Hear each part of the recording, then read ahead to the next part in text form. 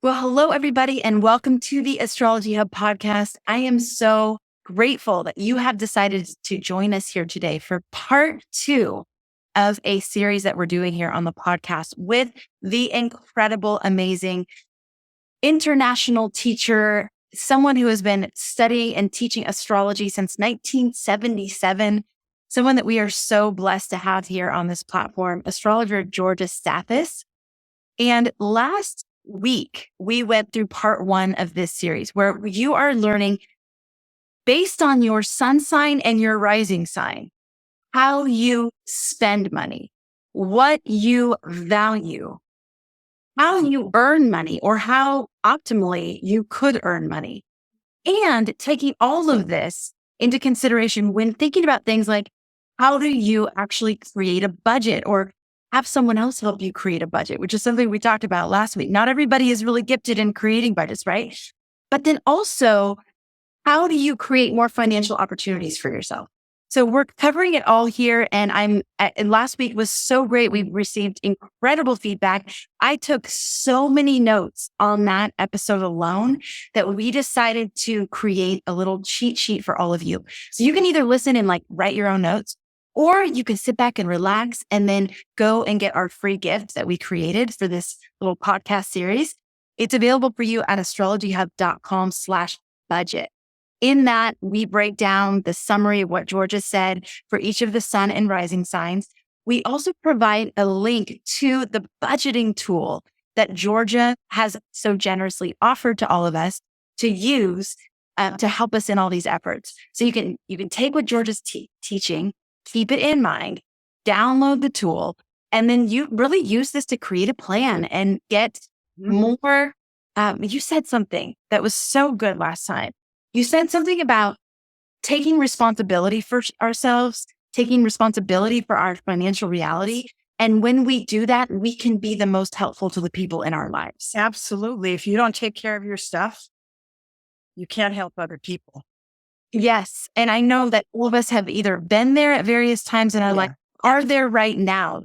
So hopefully the wisdom that Georgia's sharing here today, the insights you can get from your astrology chart, hopefully you can start to put those pieces together and really, like Georgia said, take responsibility, take ownership so that you can be in a stronger position to help the people in your life and really be in your purpose, in your calling.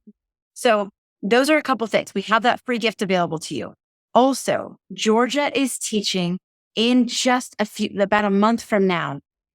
She's paired up with Judith Hill and Michael Bryan. And we've created this workshop series for you where you can really look at all these aspects of your life, the most important things, health, wealth, and purpose or fulfillment, and really start to learn how to look at your chart with those things in mind so that you can identify opportunities. You can see where your strengths are. You can see where your potential challenges are. You can really start to decode these things for yourself. And if you look at other people's charts, you can help them as well.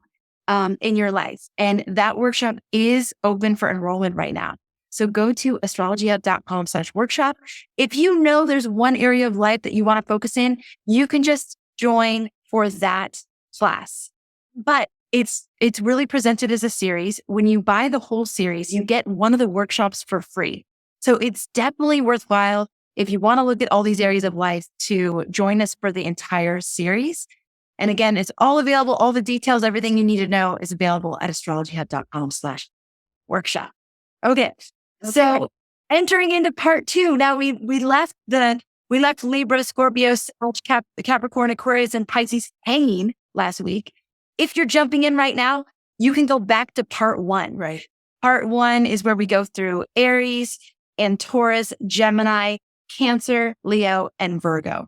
And that's And Georgia, as they're listening, should they be listening for their sun and their rising? Do they listen to both to really get cues and for both? Well, it depends on how facile they are with astrology, And I think if you know your rising, that's really the best way to start.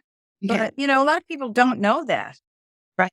And so, but sometimes if you look at your sun sign as a solar chart, it gives you a little extra information, Yes. So Okay. you can choose. I mean, we all have free will. We just choose what we want. Is this Whatever works, right? Yes. Yes. Okay. So listening for your rising sign. And if you don't know your rising, then looking for your sun. And if you do know both, then just letting both things inform the way that you're thinking about it. Right. Yeah. Okay. Right. Very good. All right.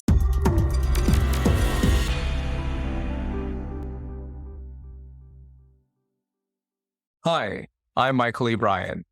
Your astrology chart holds the key to finding personal fulfillment. When you were born, the universe cast a promise of what is yours, and no one can take that away from you. I can't wait to share more in the Fulfillment Workshop of the Health, Wealth, and Fulfillment Workshop series.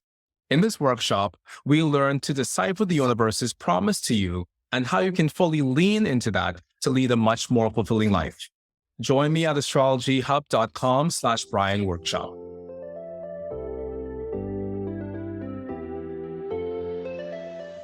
So Georgia, let's dive in to Okay. that, or Libra, as you sometimes say. Libra. Well, I had a teacher that used to do that, and I always thought that was so classy.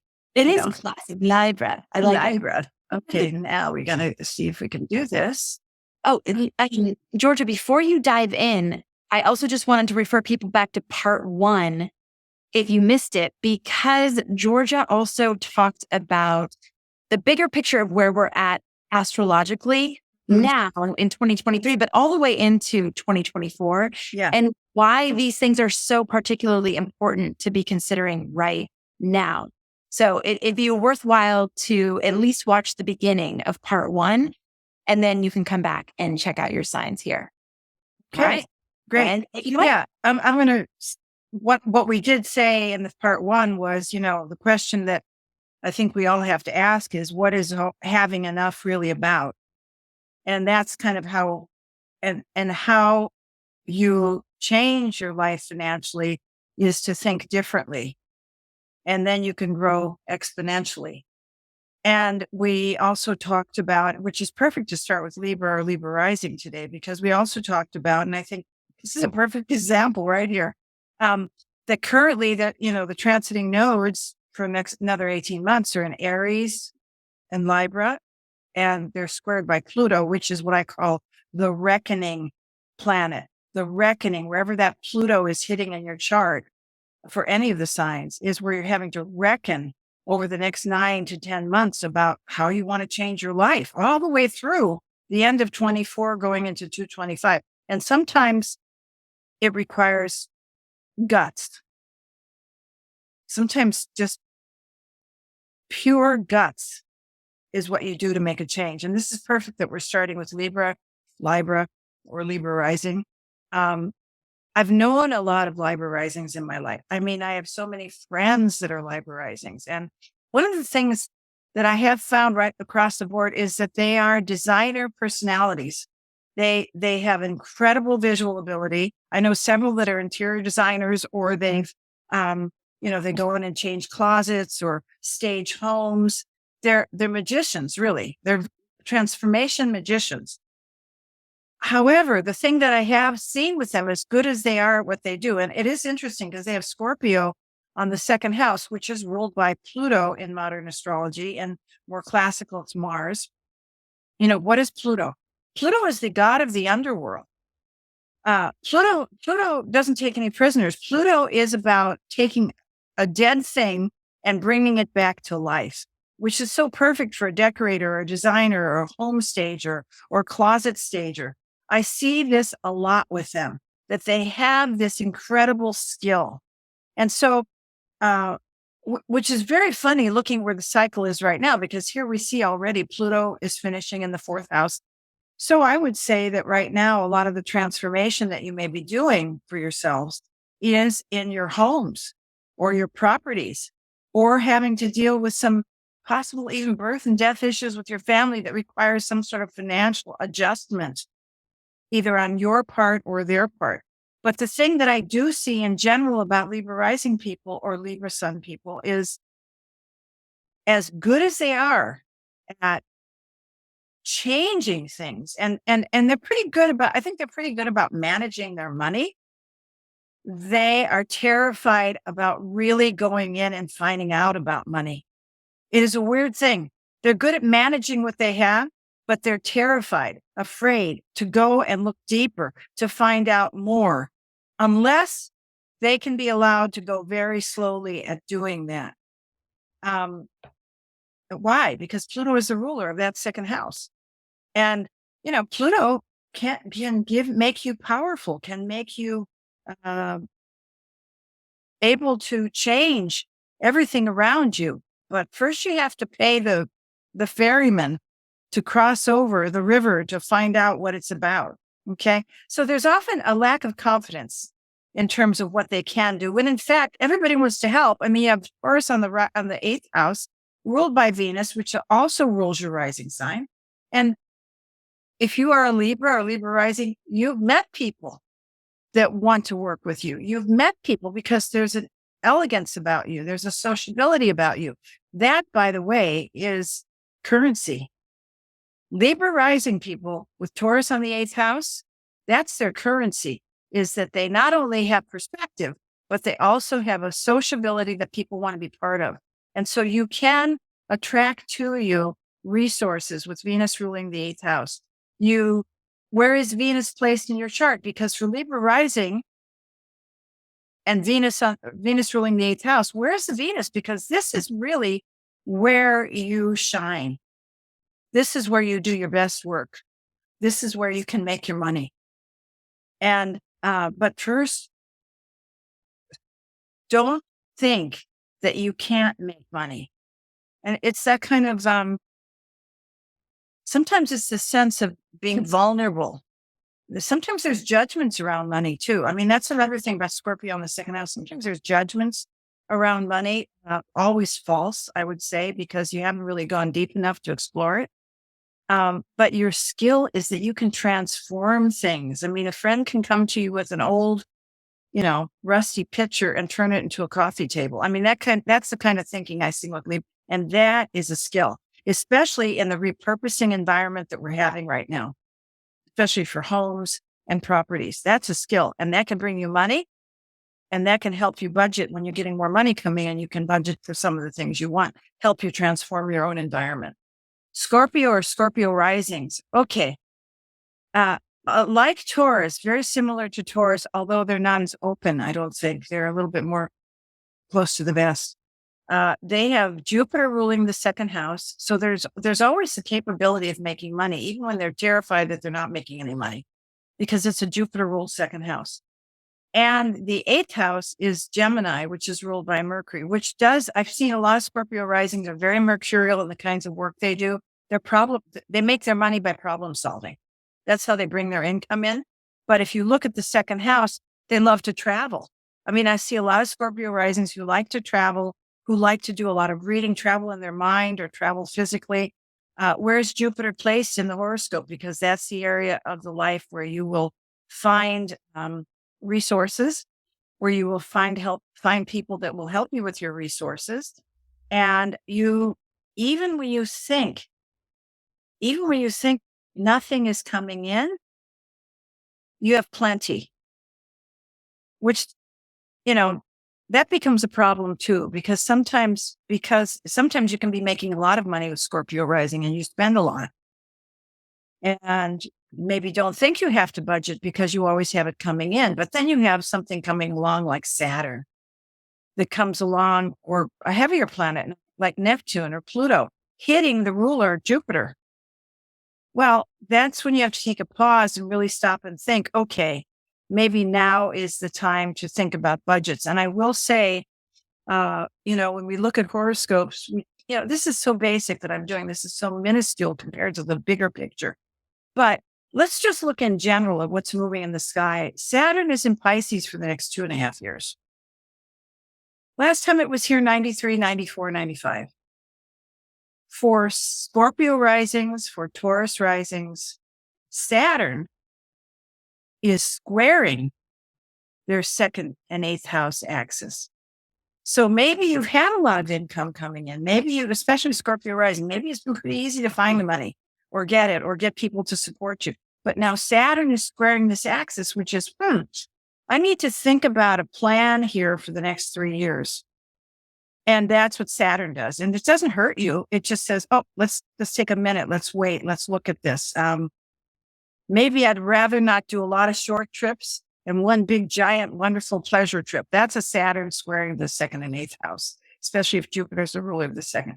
Maybe I really want to go get an education. Maybe I want to learn something new and it's going to cost some money. And money's been coming in pretty freely. But now, in order to do that, maybe I need to think, how can I make that happen in my budget? And so you put that in your budget. I think it's also, when you're budgeting, especially Scorpio rising, you have to be able to have enough freedom in your day-to-day life to make a budget work for you. If you don't have freedom, because Scorpio risings don't like to be controlled. They don't like anybody telling them what to do. They're not always very forthcoming about what's really bothering them because they're Scorpio risings, they're holding themselves close to their vest. So they have to have a certain level of freedom in their day-to-day budget where they have time to explore, time to walk, time to spend with their dogs or their cats or whatever. They have to have freedom.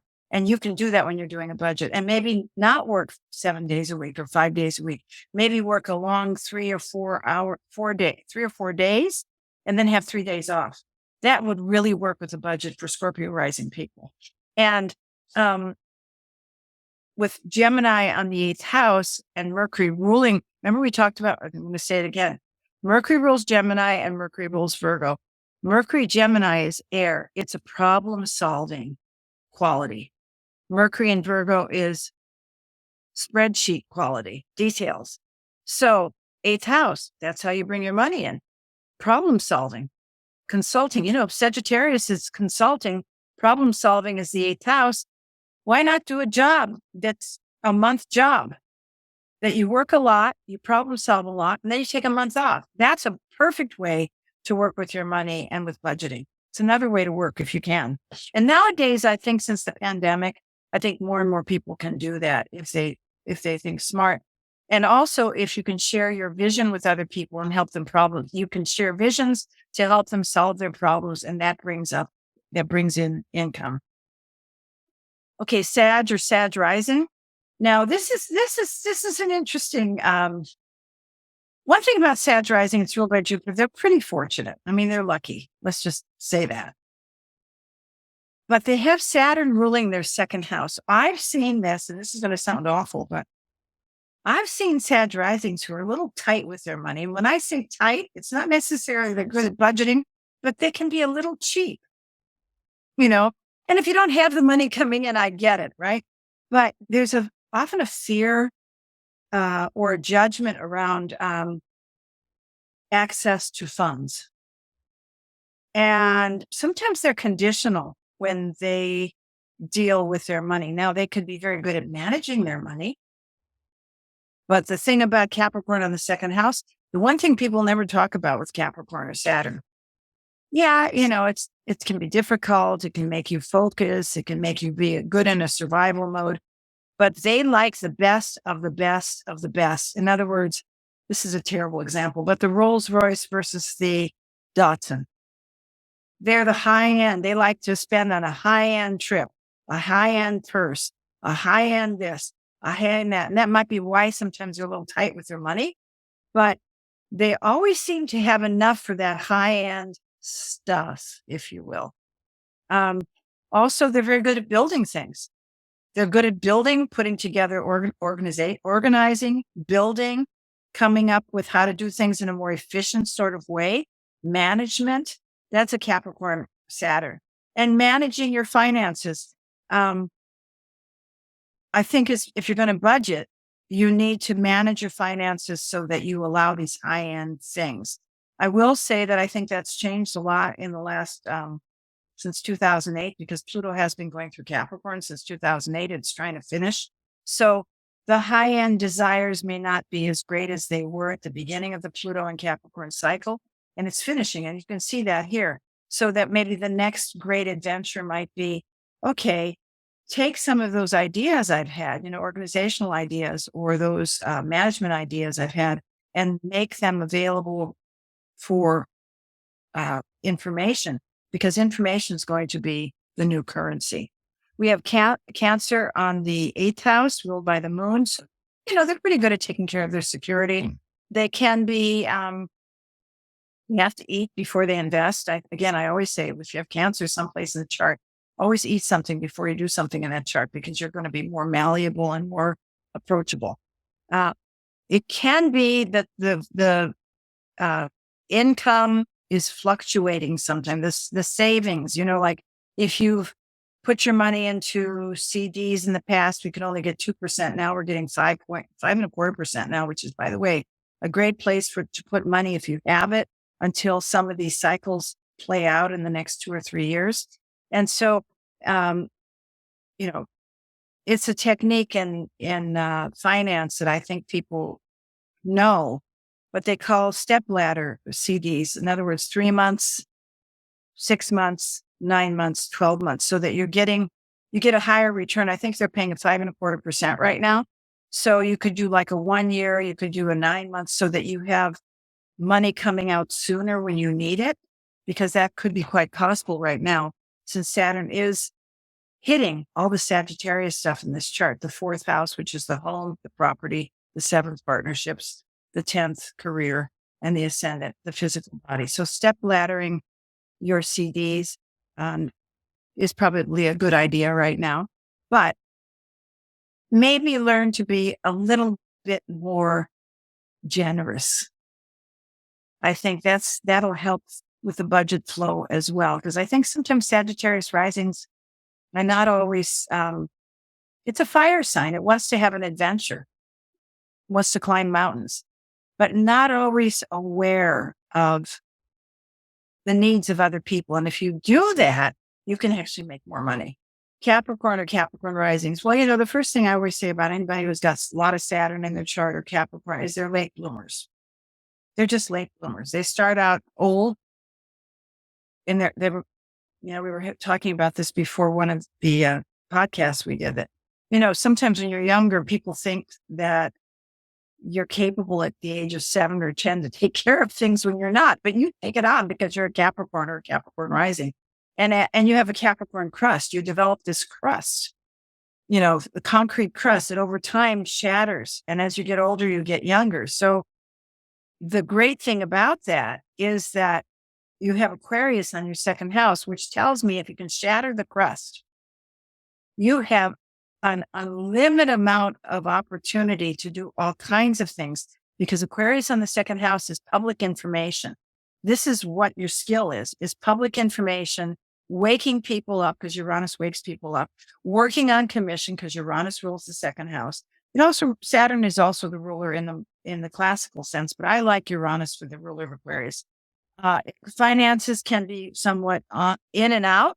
Like sometimes you get a big chunk of money coming in and a big chunk of money going out, which some people don't like working on commissions because of that. But the truth of the matter is, Aquarius is the sign of the big dealers, the franchises, the multi-level marketing, the multi-platform presentations. When you think bigger, also wholesale versus retail, this is, I said this in an earlier podcast, you can work with people for 1 hour, or you can work with 100 people in 1 hour. Same amount of time, different return. And Aquarius is Uranus, outside the box of the visible field. Very progressive in their thinking. So, you could make money just waking people up with ideas. But I would say that your income may be up and down. But that doesn't mean you don't make enough money. You could actually make a lot more money with that. And you can work on special projects that way that'll give you more time to get away and think. And there's Leo on the 8th house, ruled by the sun. Where is the sun placed in the chart? The sun, Leo, in the natural zodiac is the ruler of the 5th house, which is speculative ventures. So they do take chances. Capricorn risings, as reserved as they are, do take chances on speculative ventures. And they are pretty good at it because they're ruled by Saturn. Both the rising is ruled by Saturn, and in the classical world, Saturn rules Aquarius. And so, especially as they get older and they're not as fearful, because fear sometimes is a non-motivating factor. they can make very positive calculated risks on speculative ventures. And whatever they do, it should be fun. That's Leo on the 8th house. It should be fun, and people should feel like they're engaging with you in a fun way, that they're getting something that opens them up. And this is going to be a real interesting time for people with Capricorn rising, because here's Aquarius sitting with Pluto sitting right on the doorway, banging on the door of the 2nd house. And Pluto is power and transformative power. And the power is in the information. We're in the information age.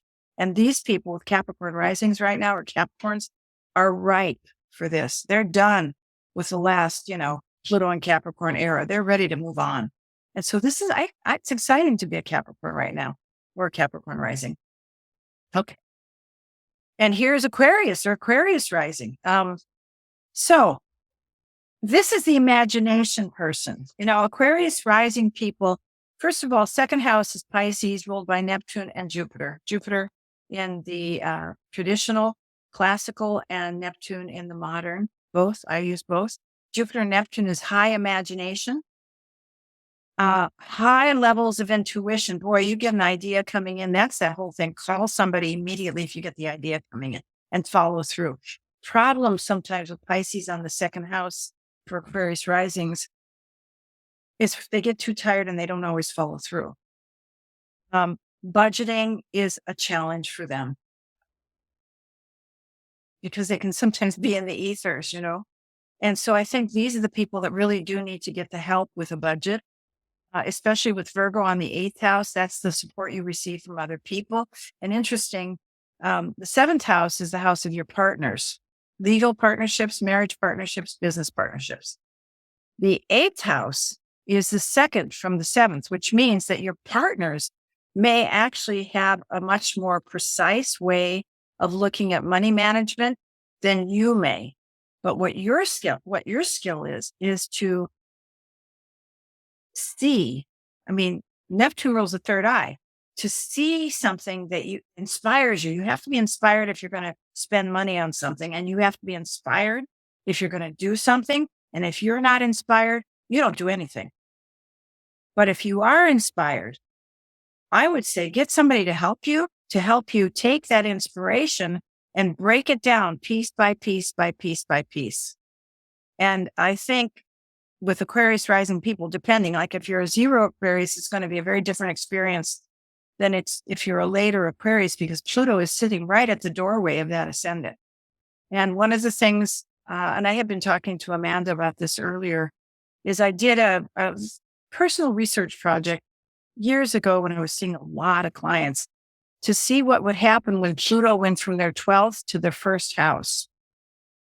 And Pluto's moved through several signs in the last, 30, 40 years, because it's moving pretty quickly right now.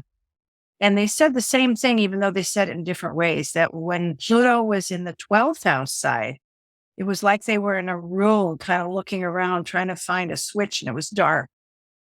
But when Pluto went over the ascendant, suddenly the light came on. They go, oh my God, that's what I want to do. And this is especially important with Aquarius rising people, because Pluto rules your 10th house of career, and Pluto is trying to come out of the birth canal here. And so the ideas are percolating, because in the Vedic system, the 12th house is the house of conception of ideas. And here we have Pisces on the 2nd house, which has all kinds of ideas. So how do you make those ideas a reality? You work with somebody who knows how to do that. You get a coach. And then we have Pisces or Pisces rising people. Now,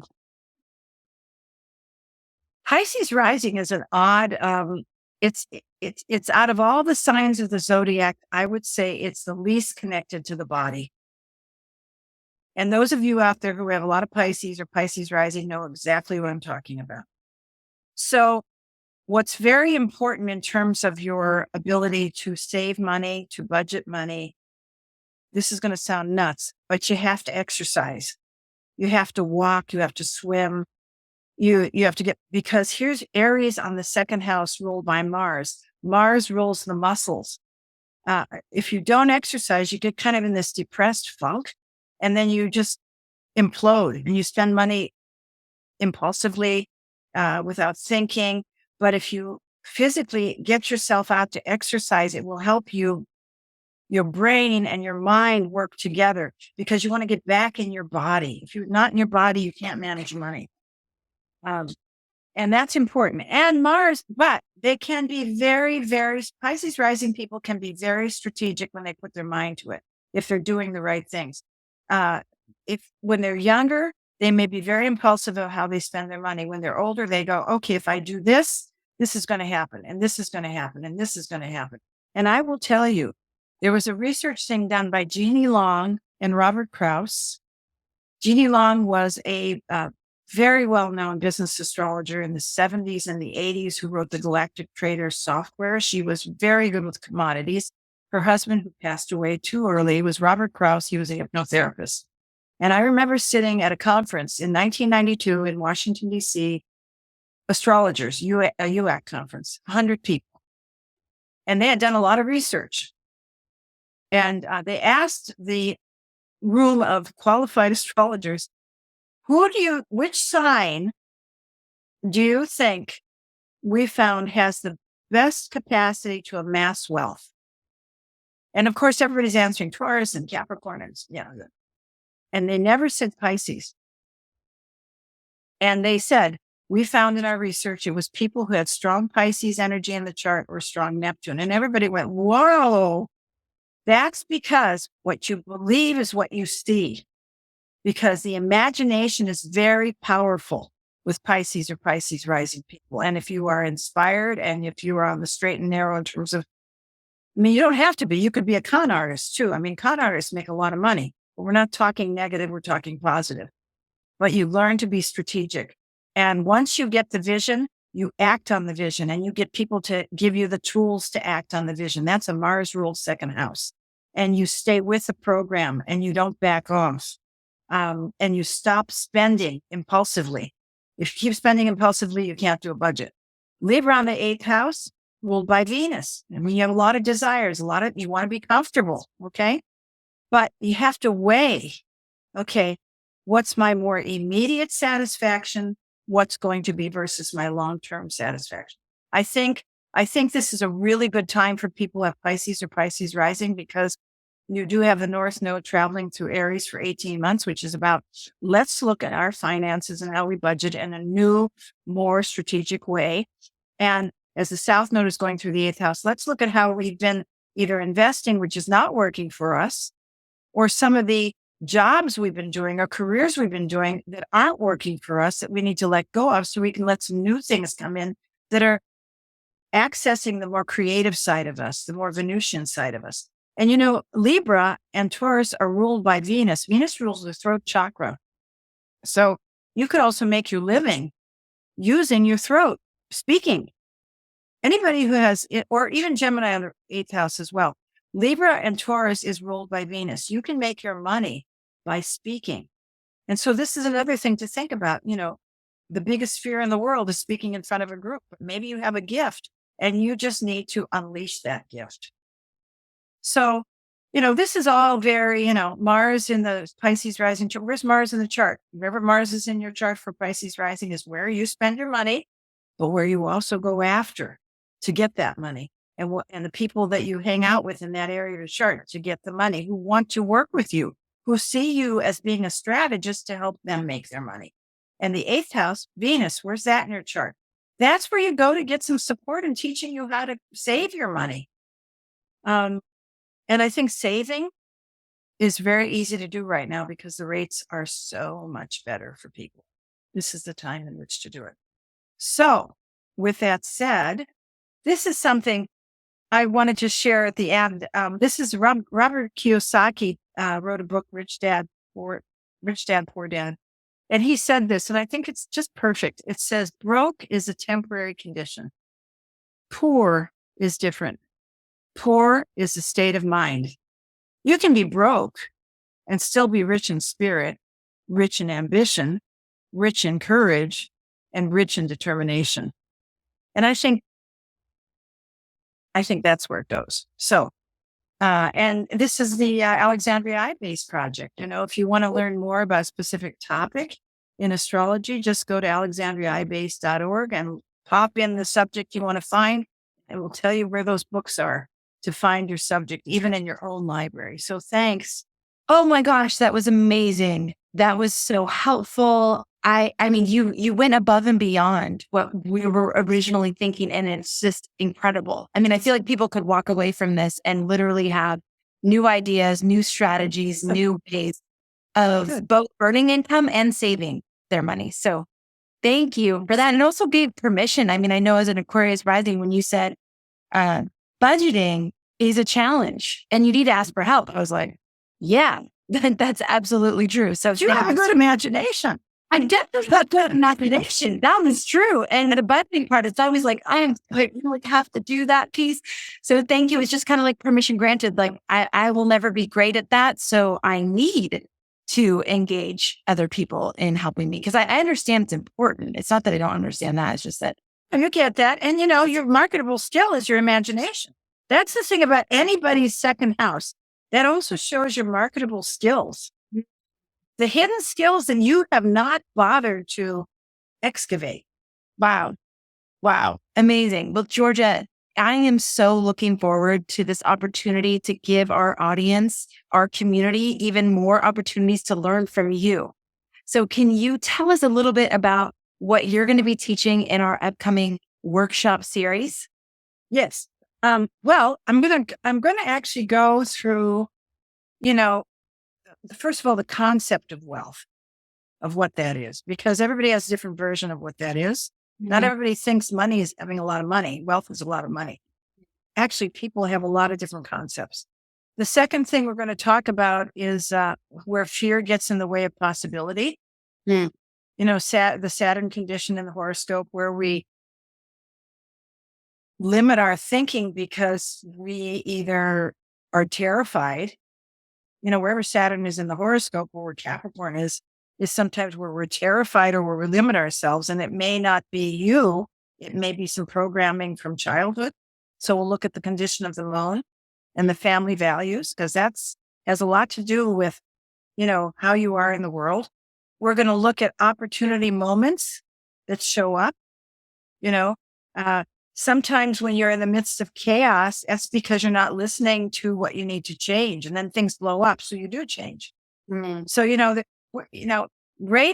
I think people are like radios, and they're getting signals, and they get these signals and they keep getting, and things keep happening, and they keep happening, and they ignore the signals. And then life blows up in their face and they feel like they have no control, when in fact, the signals are a gift. And that's part of Uranian energy, is where is that in the horoscope? Where is that moving through your chart? Wake up, think outside the box, think innovatively. And we'll be talking about the new innovation cycle that starts for everybody in different ways in spring of 24. We're ending an old innovation cycle. That's why everybody's kind of, what am I doing with my life right now? I don't want to do it the way I did it before. We're going to talk about looking at the stuff you don't want to look at, and how you're going to hang on a meat hook until you look at it. Can't negotiate deals when you have to face something. And we're going to talk about reasonable and unreasonable requests, which is a real fun thing to do and works. It's a little game that works. So there's some of the things we're going to talk about. Amazing. So this is going to be about a 2-hour workshop with Georgia plus a live Q&A. You can either opt in for just Georgia's workshop if this is the only part of the series that you want to participate in, or you can opt in for the whole workshop series. So this is taught by Georgia Stathis, Judith Hill, and Michael Bryan, 3 incredible teachers covering 3 different areas of life. So Georgia's going to be covering this idea of wealth in our lives. Judith Hill is going to be covering health. So how to actually look at the chart, understand your chart from a health perspective, and where the opportunities are, where the challenges are, how to avoid getting into certain circumstances with your health. And then Michael Bryan will be talking about fulfillment and teaching you how to look at your chart to find where you are going to be most fulfilled in your life. So all these 3 together, you can opt in for the whole series and get one of the workshops for free, which is kind of amazing. Or if you're just like, nope, I want Georgia, I know I only want Georgia, then you can just opt in for Georgia's workshop. So that is available and open for registration right now. Go to astrologyhub.com/workshop. If you are catching this later in the future, you can still join the workshop. It will be the recording, but you can still get access to all this incredible content. We will put all the links that we've discussed here today in the show notes and in the description. Get that free gift that we're offering as a part of Georgia's podcast episodes here, and then also join the workshop. And the other thing I wanted to give you an opportunity to talk about here, Georgia, is the library that you just referred to at the end of your presentation. We are doing a pay it forward opportunity for anyone who joins the workshop series. You'll have an opportunity to donate to Georgia's nonprofit online library. So can you tell us a little bit about this project that I know is very much like a passion project for you? A passion project. Yeah. Yeah. I mean, we are a 501c3 nonprofit educational foundation called AlexandriaIBase.org. We've been official since about 2015, but we started it probably about 4 years before that, because what was happening, I've been doing this a long time, and over time, astrologers pass away, and people would call me for years, what to do with my mother's books, my dad's books, and I would, go to the real libraries, and they wouldn't take them. The only way they would take these collections, some of which you will never see again, would be in a Friends of the Library sale piecemeal. I would send them to Europe to some of the schools who are starting. I would send them to Australia. I'd send them to the local groups, but it got to be more and more. So about four years before 2015, I brought it up at an NCGR meeting on the West Coast. What are we going to do about this? And Christine Skinner, who's also a very good friend of mine, financial astrologer, she is on the board of the Urania Trust. She said, we got to go have coffee, which we did. And so we started putting this idea together of putting an online catalog of where these collections are. We've stumbled a lot. I'm the primary funding person for this, but also Urania Trust has helped us. We've had some private donors. We have 4 librarians cataloging on staff, 2 project managers, and it's set up now. When you go into the site, you can go into the search the catalog, and you can put in solar arcs in the keyword there, and all what we've done so far, all of the catalog books with solar arcs in their book are listed. So you can go into your own library, or you can find it online, or you can find it in somebody else's library. And sometimes you can find these things at the Internet Archives where you can borrow it for an hour for free. You can put the authors, the titles, the topics, the publishers, and we're working like little mice, day and night trying to get this stuff up there. We've got about 16,000 things listed at this juncture. But we need funding because it's free right now. We are going to have very soon, Michael Erlewine, who started the Matrix software, is giving us 2,228 digitized interviews material. We are transcribing the Marian March materials, but we need help because we pay our people. It's not free. And if you have an organization that wants to help us, everything that I do the last 2 years a portion of it goes to the foundation. And we're going to go as long as we can go, and then we'll not go anymore. Mm-hmm. So whatever help we can get, send it on over. The way I see it is this is a massive gift that you are providing to the astrological community, especially to any of you out there who are students who are, you're serious about your studies. You want to uncover the treasures that if we don't preserve, like as a community, they will go away. Like it's almost a library getting burned down with all of the books that people have written for centuries. So I'm so grateful that you're doing what you're doing, Georgia. And if any of you are inspired to contribute to the project, when you join the fall workshop, you will have the opportunity to pay it forward, meaning there will be a little box at the bottom. You could put $5 in, you could put $20 in, you could put $5,000 in, whatever it is that you feel inspired to, and that you're capable of providing at this point. Yes, if you're capable. Yes. Yeah. Yes. But we're trying to crowd fund and crowdsource some support for the project, because it really is a valuable asset for all of us that we'll get to continue learning from for years and years to come. So if you're inspired to help preserve some of these gifts, that these books and interviews and all these things that otherwise would disappear, please consider A, joining the workshop series, and then B, paying it forward. And all of that money and pay it forward will go right to the library. So Thank you. yes. Yeah, yes. thank you, because we've got some great people. They've been there, like little elves, like so many hours a month, just putting this stuff aside. And if we can keep doing this, the Alexandria Library was burned in Egypt. That's why it's called the Alexandria iBase Project. Yeah. And we also have a Schwab account for people who want to donate stocks. We have that available as well. So, whatever you can do, tell your friends, tell your organizations. Thank you, Astrology Hub, very much for promoting it. And it is working with other libraries. I mean, we are telling you where to go find these. Yeah. We're not an online library, but we're a locator. And we do have a lot of stuff online, though. And we have a special collections. I need to mention that, too, where we're archiving and scanning very old, out-of-print Mercury hours, people who've been around a long time. And then we've cataloged for each edition what's in there. And you see people who are very well known now doing these little conversations when they were first starting out. It's really cool. It's really cool stuff. I love it. It sounds like a treasure trove. Yeah, It's just, thank you for doing it. And hopefully we can at least help to support the continued efforts. So thanks, everybody.